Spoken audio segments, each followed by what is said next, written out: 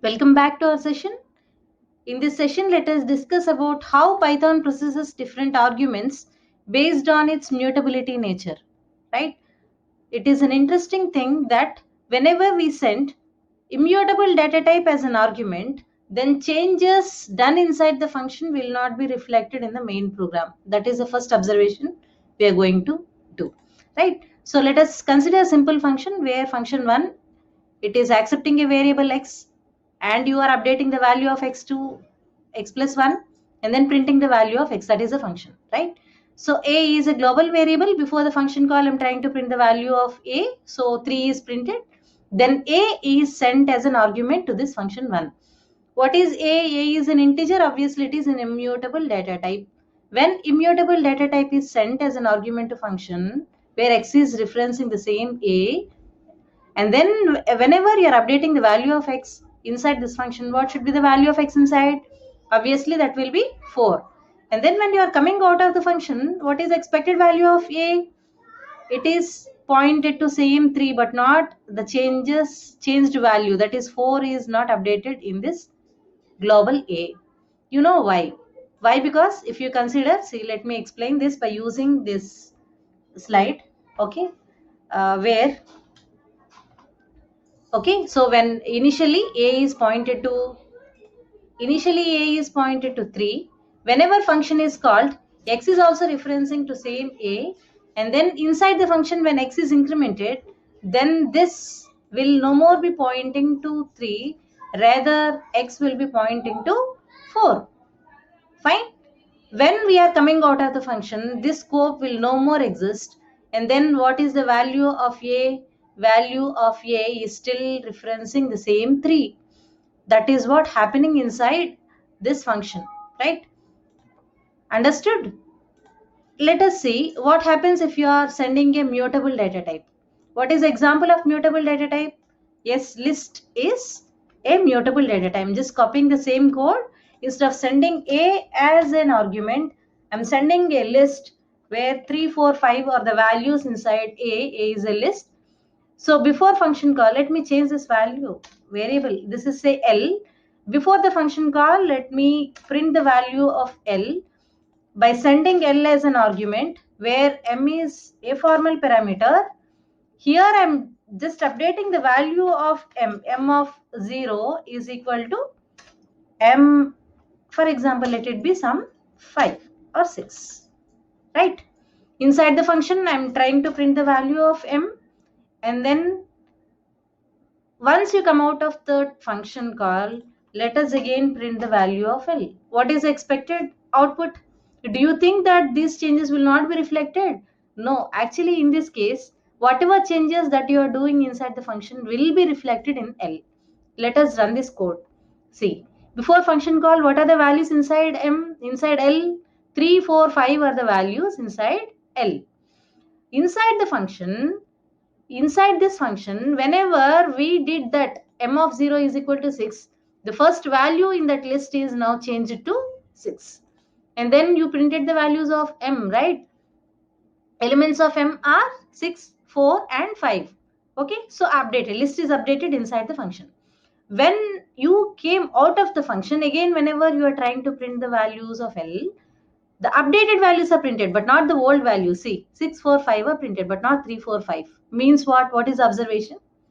Observation is that whenever any mutable data type is sent, changes are reflected in main code. This is the observation, right? So how it happens? Let us, okay, so L is a list which is referencing a memory location some 23500, where it is having 2 indices in this case. Let us consider 3 indices, right? So L of 0 is equal to 3 and L of 1 is equal to 4 and L of 2 is equal to 5.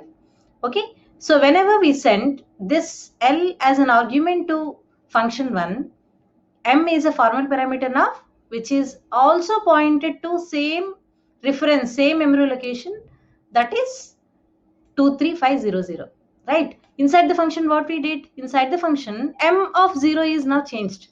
it is changed to 6. M of 0 is equal to 6. So M of 0 is now changed to, right? So let me use this eraser.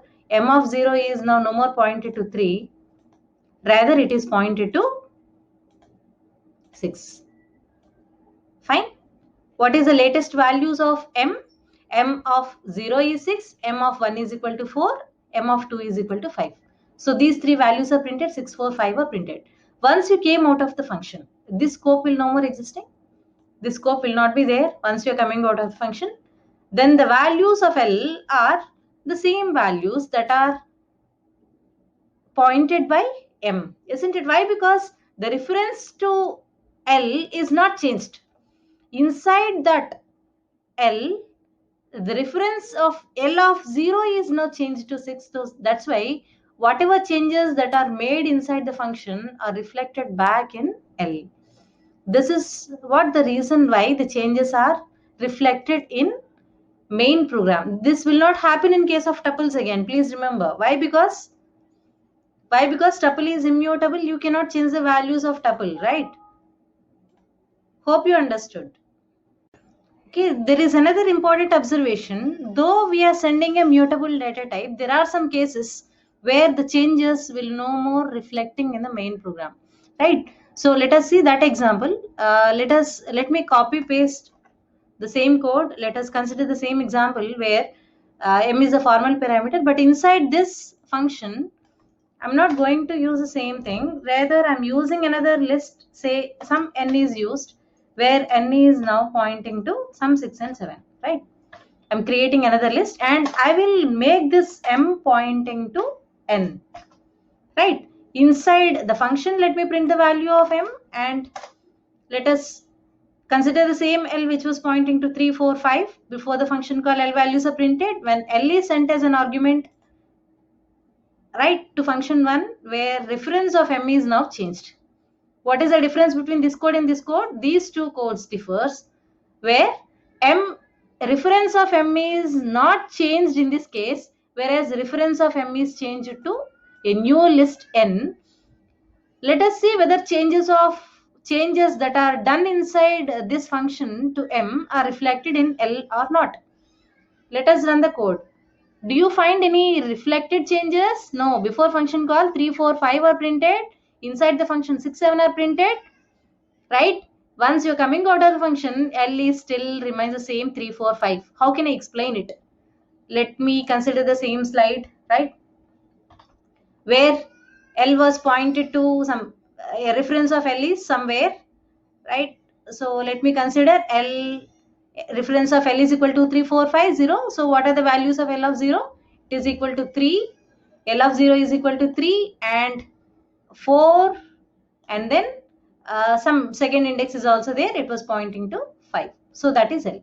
When L is sent as an argument to M, M was initially pointed to same reference what L was pointed to. Please remember, when L is sent as an actual argument, M is also referencing the same location initially. But what is the next statement says? Next statement says that there is another list called n. What is the scope of n, children? N is in local scope, where n is pointed to some other memory location where n of 0 is equal to 6, n of 1 is equal to 7, right? So in order to differentiate between these two, so I'm changing that color, okay? So n of 0 is now 6, n of 1 is equal to 7, fine? This is what happening. And then what is the next statement, children? Next statement says that m is equal to n. M is equal to n. Whenever that statement is executed, now this m is no more pointed to 23500.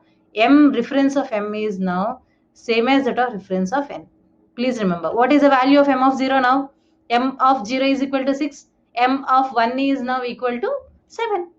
Understood? So what is the value printed inside that function m? 6 and 7 are printed, but once you came out of the function, this scope no more exists. This scope no more exists.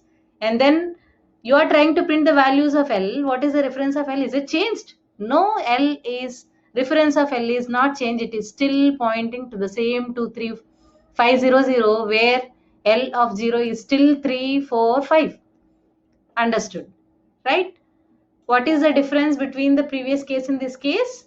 The reference of the list is changed in this case. That's why changes are not reflected in the main program. Whereas reference is not changed in this case, that's why changes are reflected. What is observation, children? Whenever a mutable data type is sent, mutable data type is sent as an argument, changes will reflect. What is the condition? Will reflect if and only if its reference is not changed. Its reference is not changed.